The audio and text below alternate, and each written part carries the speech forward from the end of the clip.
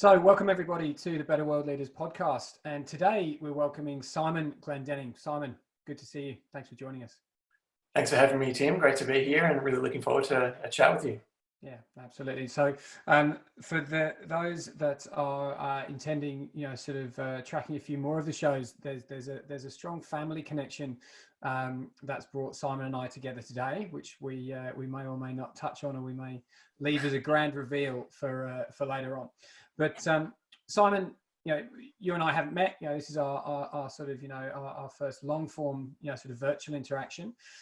Just very quickly, just sort of, tell us where you are and what the sort of the current context is for you.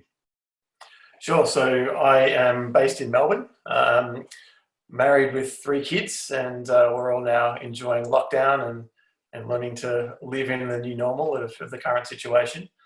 But we've also previously lived in Paris as well, which was a great experience. I've actually just recently finished a bit of an entrepreneurial journey, probably a mistimed business sale, although it was the right thing to do at the time.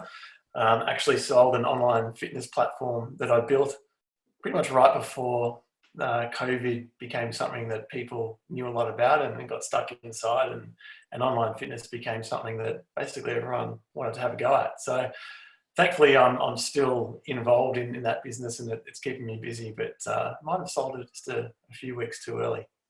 Yeah, the wonderful lessons of retrospect, and when we were talking, sort of last week in the sort of the build up to today, I will share now, with the audience. I was really impressed with your humility and the way that you were really looking at that. Essentially reflecting the values, that you spoke about, sort of in the research phase for this discussion today. You're still looking at that as a great sort of virtuous, sort of movement of service, that you've created this thing. And from a, selfish monetary perspective, it'd be great if you were still there as the primary equity holder. But the reality is, you have created and sort of birthed something that is now being of service to, I'd imagine, at least thousands, if not tens of thousands of people, and soon to be many more. So at the very least, you can always look back on that, as a beautiful creation and a real moment in your story. Yeah, look, it's been a bit of a journey. I'd like to have thought that I was above the sorts of feelings I had initially, but I think it's quite normal to go through a period of self-reflection and a little bit of regret, but I got through that fairly quickly because I did realise, and look, I think some of my past experience has certainly helped me with this, but I certainly realised that just how fortunate I was to be able to see something that I actually created and worked very hard at, and actually even self-funded, create so much good and actually get that sort of rocket ship sort of trajectory that not many founders actually get to see from something they've created. So once I got over the kind of the initial emotional response, it's actually been something I've become really quite proud about, and I'm actually still quite involved with the team that have acquired it, and have actually just helped them close a deal with a very large global brand. So it's all still very exciting, and I'm just now very grateful, like I said, to have seen something that I've created now actually helping people around the world. It's in more than 60 countries now, so it's really cool. No, that's very cool. And look, I think very human, emotional response. But again, I think the circle of emotions that you've been through and the way that, you can talk about it, sort of here today, and I anticipate even more so moving forward, I think again, really, resonates with the values that we're going to talk about, and touching on self-reflection and your past experience. Let's go there now. Let's go through the sort of the journey. So can you tell us a little bit more about where you've come from, where you've been, and what brings you to be with us here today? Sure. So sort of quite an entrepreneurial child, always getting involved in market stalls and things like that. But my first business, I guess you could call it, was I actually had a local paper round and thought, this isn't too bad, and started to get a couple more paper rounds around the local area and actually outsourced those to some kids in the neighbourhood and took a little bit of a cut. That was one of my first lessons in compliance, because some of the local parents probably weren't too keen on me outsourcing work to their kids and building up a bit of an employee base. So that got shut down fairly quickly, but it did pretty well while it lasted. Leaving sort of high school and the university piece, I actually had a bit of a crack at being a pro athlete. And this was sort of the early days of triathlon, when people were running around in their Speedos and neon and so forth. Yeah. And I got to a junior elite level, and then actually had a bit of an odd injury where I tore my abdominals, and that was that basically stopped any elite aspirations in the tracks. But it really sparked my interest in health, and so I went on to study myotherapy, actually, because a myotherapist was probably the most effective in terms of treating what I had, and it just became an interest of mine. And so following that, I opened my own clinic, branched out into corporate health as well, and started to realize then that it was much more the business side that I actually liked, more than the treatment. And so sold that business, and at the time was quite fortunate to just go running with a mate, and a third person came along, and they happened to be the national head of sales for Travelex Global Business Payments. And I had absolutely no prior experience in payments or financial services. But he himself really liked the fact that, I'd run a business and had a bit of grit, and he basically said, look, we service SMEs primarily. If you can understand their business, we can teach you the financial services side. And so I started there as a salesperson, and so by the end of my first year was running the sales team. So I did quite well there, and then progressively took on larger roles, and within a few years I was the country manager, and that was quite a large business and a fantastic experience. And then we were acquired by Western Union, which is a global Fortune 500 company. And I was appointed country manager for Australia of the new entity. And so that was a fantastic challenge of my leadership at the time, because both companies had about 50% population from each entity. And so there's a lot of tribalism, fierce competitors in the same market. And so all of a sudden we had, people in the same room that had been competing against each other on the same accounts. And all of a sudden then they shared those accounts, because customers were able to have multiple banks and multiple payments providers. And so having to overcome that sort of environment was a fantastic challenge. And it really did take the buy-in from the people around me, and getting across the functions, and basically resetting culture. So we reset our values and the principles and behaviours that we'd hold ourselves accountable to, and sort of measure ourselves by. And that helped us become then one of the highest performing countries for the business. And then that sort of opened up more opportunities for me. And that's how we ended up in Paris, where I then ended up leading the European region and the Middle East and Africa, before coming home and leading AsiaPacific. So that was sort of my corporate journey, and an amazing experience. Western Union provided a lot of opportunities to travel, and that included the work I did with the NGO in Rwanda. And it also meant a lot of travel, and that travel is what led to the ideation for me to start to think about online fitness, and trying to keep people who were really time poor physically active, and that's what resulted in Welcome Fit, which is the platform that I built. Well, I didn't build it, I'm not technical, but it was my idea, and I assembled the team, and we got it going, and that sold just a few months ago. Okay. Well, I mean, first of all, that's a very concise depiction of a heck of a lot of ground and a lot of success, sort of coming, sort of very quickly. And there's a lot, that we could spend, sort of some time unpacking. So I'm probably going to do a couple of loops and circles back through some of that. But I think the first part of the response I'm going to give is it's curious to me how often, sort of talking with people about their journey, there is this sort of disruptive moment, this unforeseen event, which can be good or bad, but tends to be significant one way or the other, that really sort of, shifts the direction of the rail, that, pun intended, you're running on. but I think in a way, the success that follows that really kind of depends on, sort of what your core, sort of almost at a sort of a spiritual level, and certainly at a sort of, principles and values level is. There's another guest who's going to be on the, on the podcast in a couple of episodes, who had a lot of similarities. Was a pro Ironman. Was sponsored. Was doing Kona and all of the big events. And then he literally got flattened by a 4-wheel drive on a freeway when he was at the front of a peloton.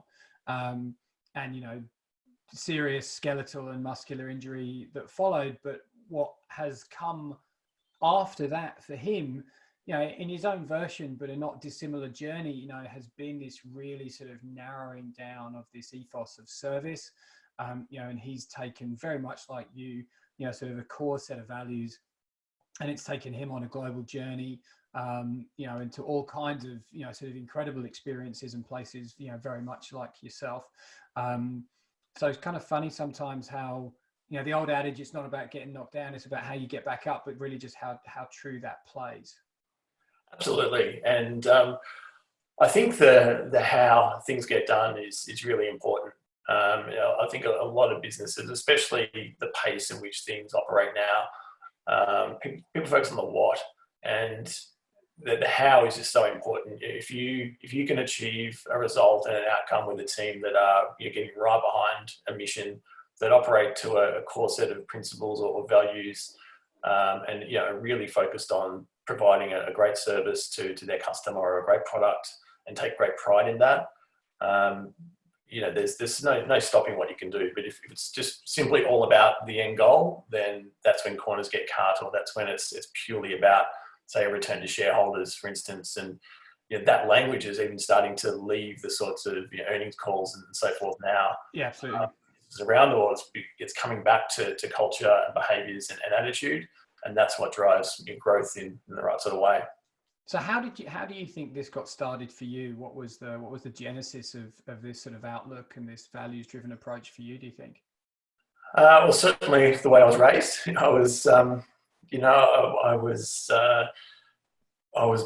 Had core principles instilled in me throughout my childhood and my upbringing. But I was also really fortunate to have some great managers along the way, who helped me grow and develop, and they gave me very honest feedback along the way as well. I'm someone that I had an immense fear of failure, and so one of my earlier managers sort of spotted that and could see how much pressure I put on myself to achieve something, and just helped me understand that I shouldn't purely measure myself based on how we're achieving specific goals at that moment. You can't attach happiness just to that. And that sort of really empowered me. And while some people might sort of see that as a sort of get out of jail free card, it was anything but. It actually really enabled me to go, right, cool, actually, I can take a breath for a moment, step back, look at what we need to do, rather than just staying so buried in what we had to do.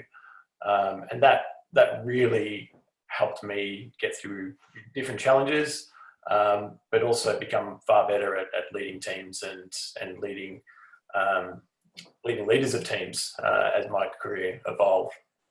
Yeah, perfect.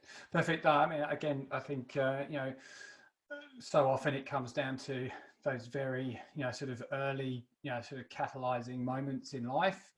Like the very first time you run out on a field, as the captain of a team, or those kind of almost sort of cringeworthy moments, when you're a teenager, and it's kind of the last thing you want is sort of a dressing down from your dad or your mum or whoever, or the uncle, to sort of say, did you think about this? This is what you've got to have in mind. But it's those things that bury deep, and then they come and they play out in a very virtuous way later on.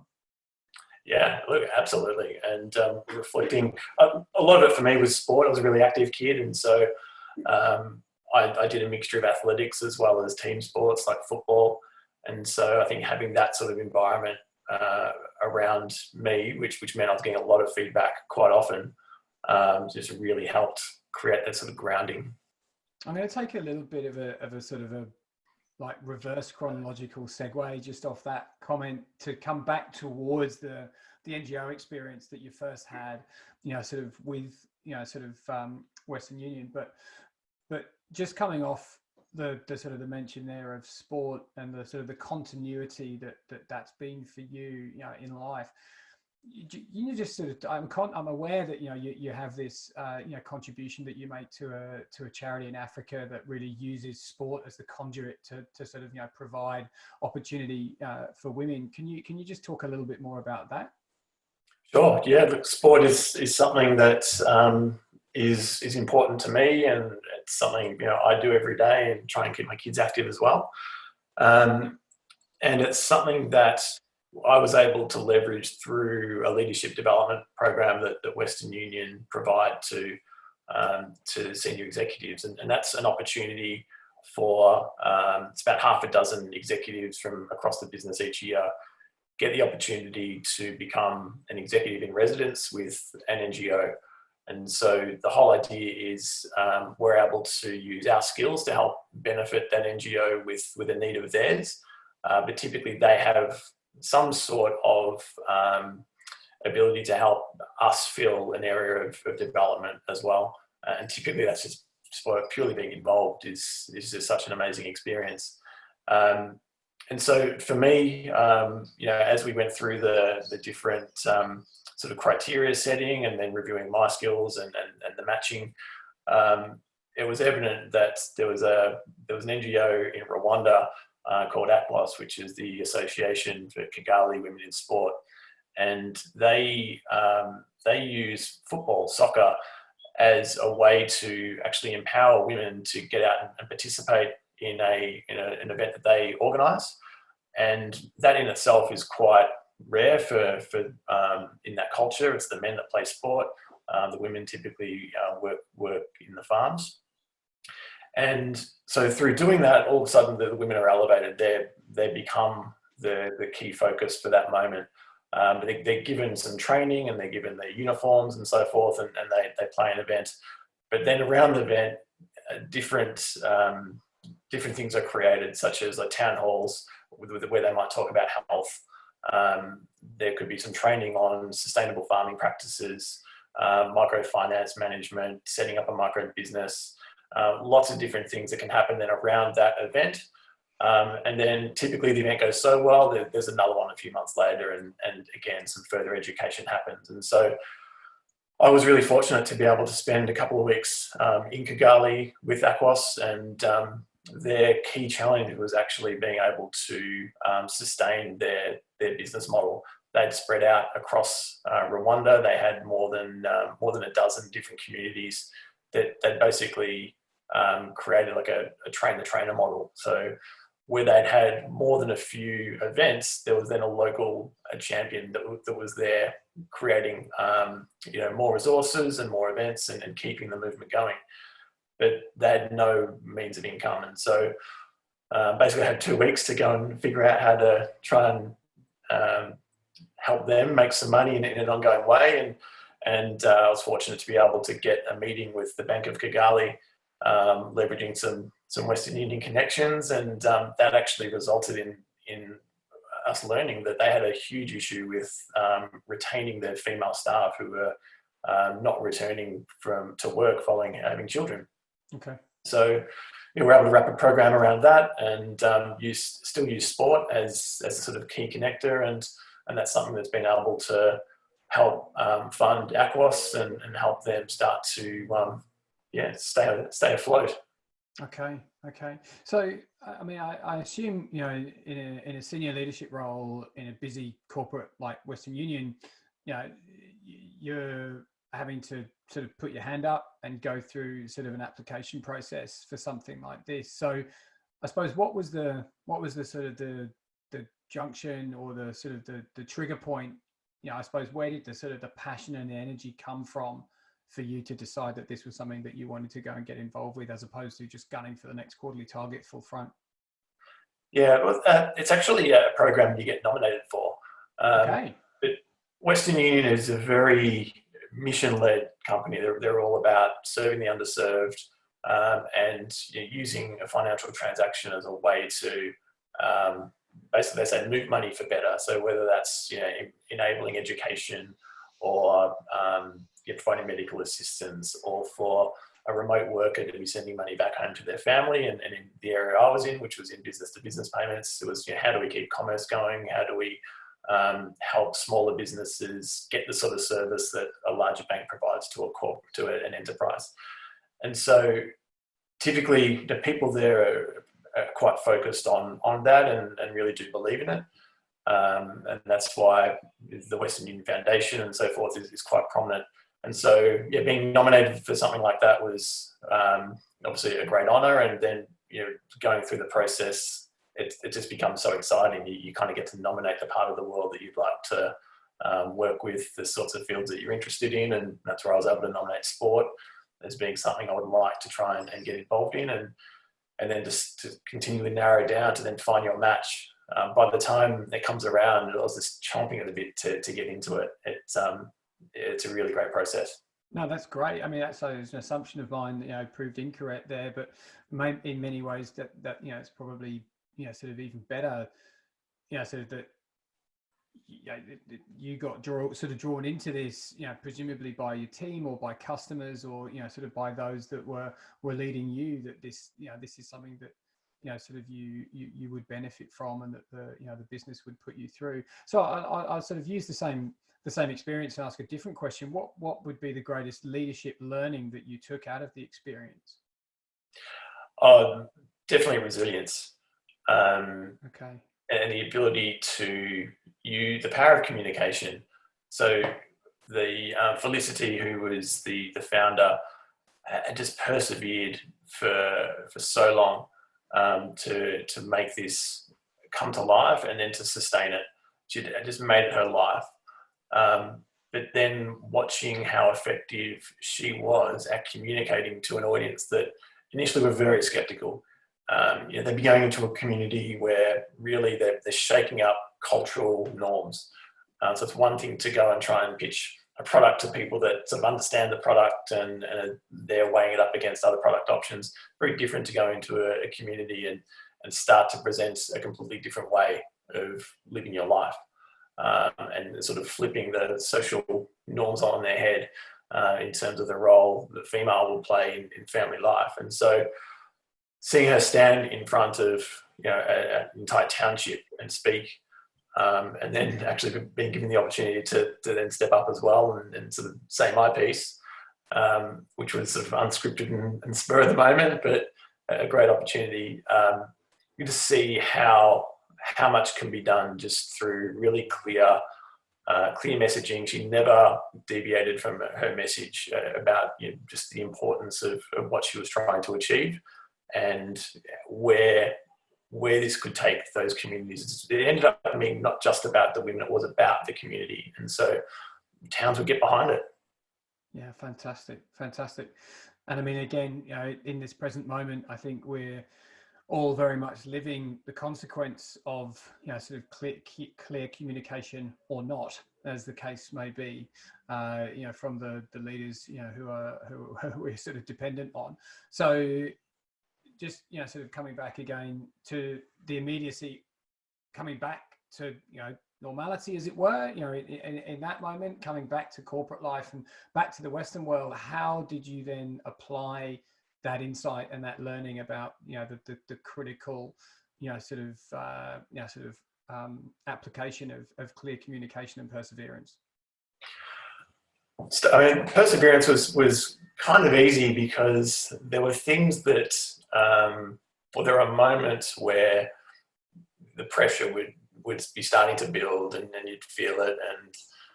And they gave me a couple of sort of local gifts as I was leaving, and one of them was a picture that I put up across from my desk. And so whenever say the numbers quite weren't where they needed to be, or there was an issue with a particular customer that needed resolving, or whatever, I just needed to look at that and know what real struggle was. And it just immediately helped give me perspective, and I could just take a breath and get on with it.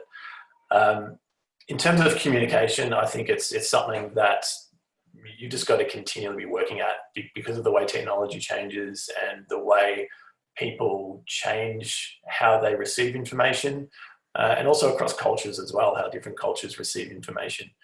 And I think that's sort of more important now than ever. I mean, now in this current environment, everything happening through live streaming, all of a sudden that face-to-face connectivity is down, and people having to collaborate and sort of push for results, so to speak, through a computer screen. And that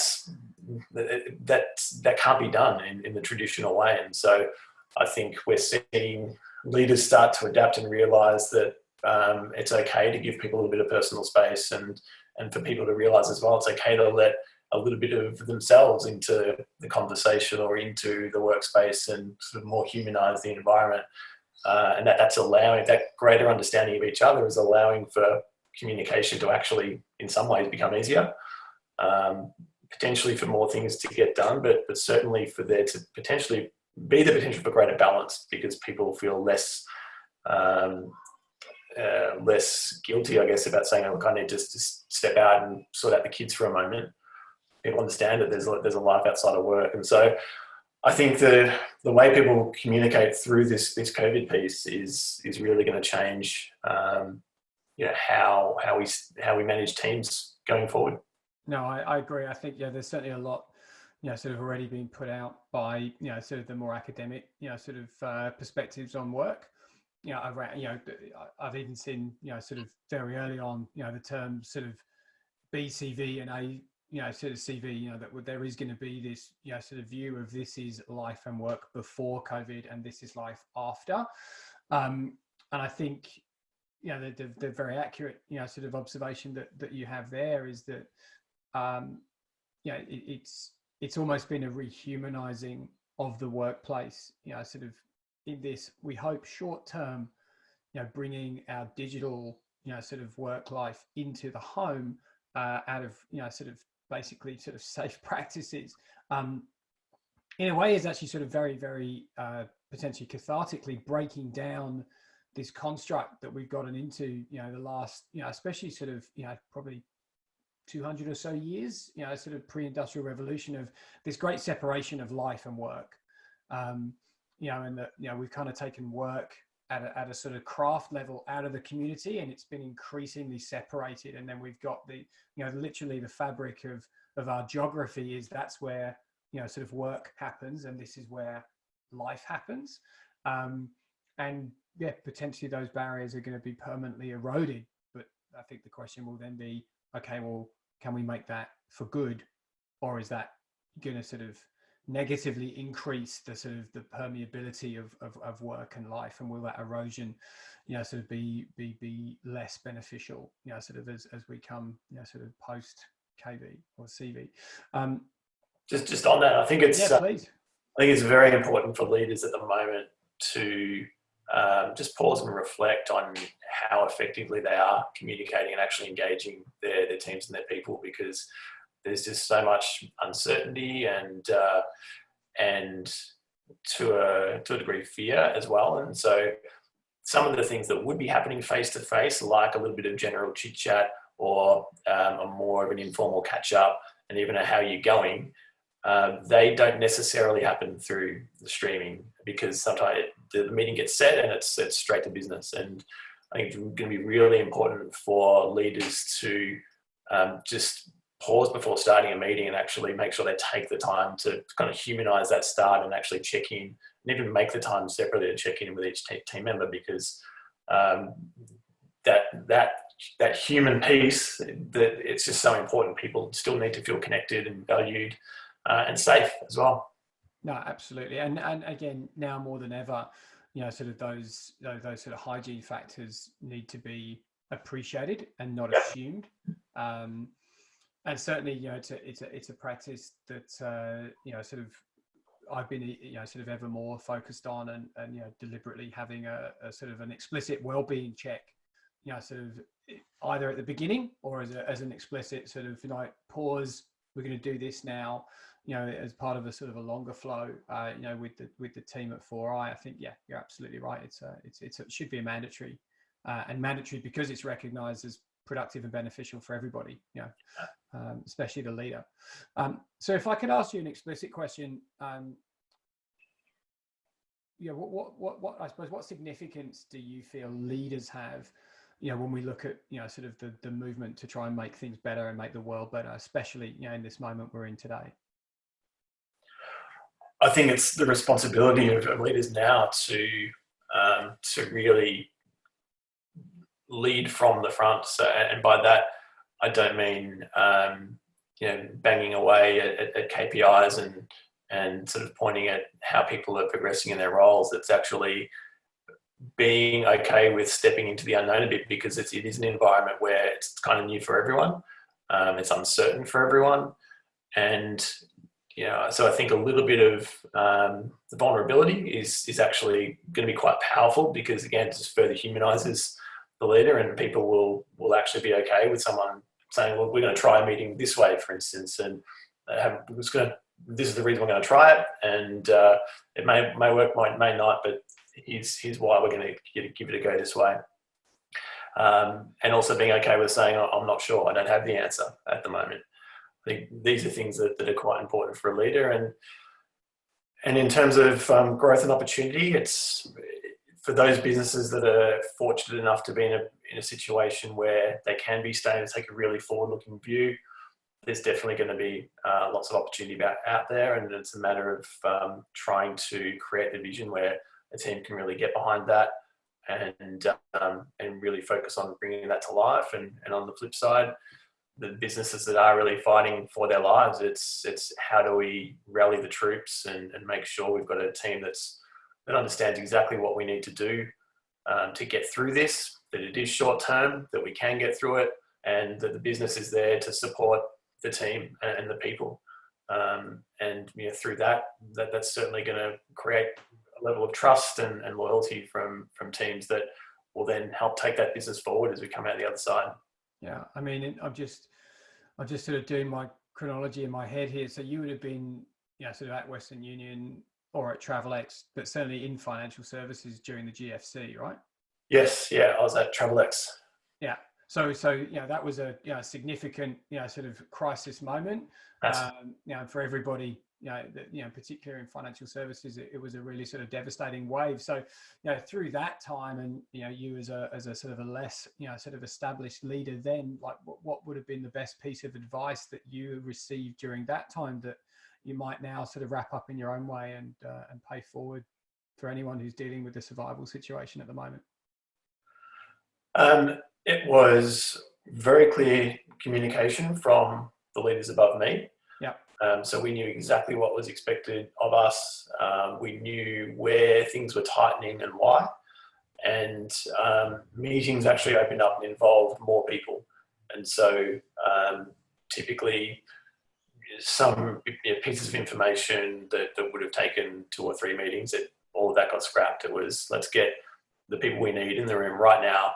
Here's the situation as it's unfolding, and here's what we've got to do about it. And so in that context, for us, it was around managing client credit and making sure that people weren't going to find themselves in massive amounts of debt and so forth, that people were managing exchange rates appropriately because there was just so much volatility, and trying to mitigate risk for our clients. And so through that, the lesson for me, and I was really fortunate to be working with probably one of the strongest leaders I've ever worked for, with Kerry Agiasotis. Just really clear communication. Myself, personally, I knew exactly what was expected of me. That made it very easy for me to then further communicate to my staff and for us to be able to deal with our clients. And it was often, it was multiple times a day, messages, updates, and normally it would sort of seem too much, but at the time it was perfect because we were just always on it. And we came out of that with, we actually won an award in the year following for we were rated the best provider in Australia in terms of customer service, and we'd actually had grown our market share. Yeah, right. Yeah, right. So a very clear and telling example from an outcome perspective of, if I try and summarize, and sort of correct me if I get this wrong, but if I could summarize that sort of advice in terms of clarity of communication, transparency of information, and inclusion of as many people as, you know, sort of you need and you can, you know, sort of in any decision-making framework, that really is the best way to not only survive, but actually grow through a crisis. Yeah, absolutely. And I think you can wrap all of that up in empowerment. Once Sure. we knew exactly the environment we could operate within and how far we could take things, and where we had to draw the line, we just ran as fast as we could within that. Okay. So just building on that and continuing this sort of advisory phase of the conversation, you know, what are the sort of actionable steps that you would sort of recommend leaders could take, you know, especially if they're going to take this volition of trying to make the world better, when it maybe feels for a lot of people like the world's fallen apart? It's probably my first one is probably something that it may be starting to sound a little bit cliche, but it's all around growth mindset. And I think a lot of people think they have one, but the moment you really start to get into a conversation with them, or even help people understand the sorts of things going through their own head, they can be quite limited by their own beliefs, or certainly biased by them. And so one of the first things I would recommend leaders, and especially new leaders, do is to start to learn more about growth versus fixed mindset. It can just completely open up your willingness and potential to learn, which is probably the second thing. You always try and be learning, and can certainly change your outlook and the way you start to see opportunity. The other one I think is make sure you provide yourself with a balanced environment. I was certainly guilty of burning the candle at both ends, with lots of travel and really just sort of working all hours nonstop.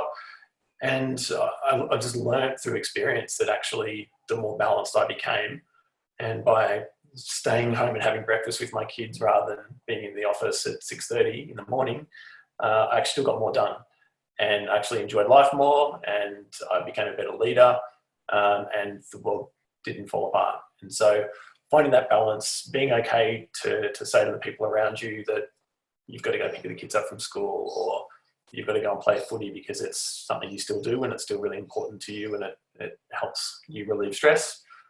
Whatever it is, I think it's really important to make sure you have balance as well. So I would say growth mindset, keep learning, and find balance. Yeah, absolutely. And I think, you know, another one of the guests who's going to be coming up on the podcast soon, Zoe Routh, you know, she has sort of a great phrase around the growth mindset being an outcome of being open to learning, rather than sort of being a starting position. That's often the way it's described, certainly in a lot of the more, you know, sort of, shall we say, absorbable, you know, sort of business literature. Have a growth mindset and good things will happen. Where in actual fact, it's the reverse. You know, it's only through saying, I don't know, but I'm going to find out, or I'm not sure how this is going to work, but we're going to try it because, and then it is that sort of stumbling and that falling and that getting back up and recovering from injury, you know, and being open to new experiences, like, you know, learning how to communicate, you know, from a woman in a township in Kigali. That's what becomes a growth mindset. That's right. And being okay with failure. And, you know, like I said earlier, I was someone that had a really big fear of failure, and suddenly just the different perspective and the way you see that and the opportunity that it presents, it just opens things up, and really does create much more room for growth. Yeah, superb. And Simon, you work sort of hands-on, you know, as a mentor, is that correct? Yeah, I do. It's something that I've been keeping myself busy by. So I work with a couple of fintech startups, supporting them, and I'm also a mentor on Mentor Loop, which is where people can contact me for specific advice. And I've started to take that a step further. So following this poorly timed sale of my business, in retrospect, of course, and then effectively finding myself on the wrong side of employment through COVID, I've actually decided to set up a new platform where people that have become unemployed as a result of business downturns can actually register and create a profile and make themselves available for businesses that need a lot of help right now. There aren't a lot of jobs going around at the moment, especially in the more senior level and in professional services. And so I think there's a great opportunity for businesses that need help to get pro bono support from people that have the time, they have the skills, and potentially this is a new avenue into the next role. And so that's called raisedhand.me. It'll be launching by the time this goes to air. And I'd encourage anyone that knows of someone that has experienced a loss of a job to go and register, and certainly any business that needs some support to go on there and see if there's someone with the right skill set that they need that's willing to help them for free. No, I think that's just absolutely fantastic.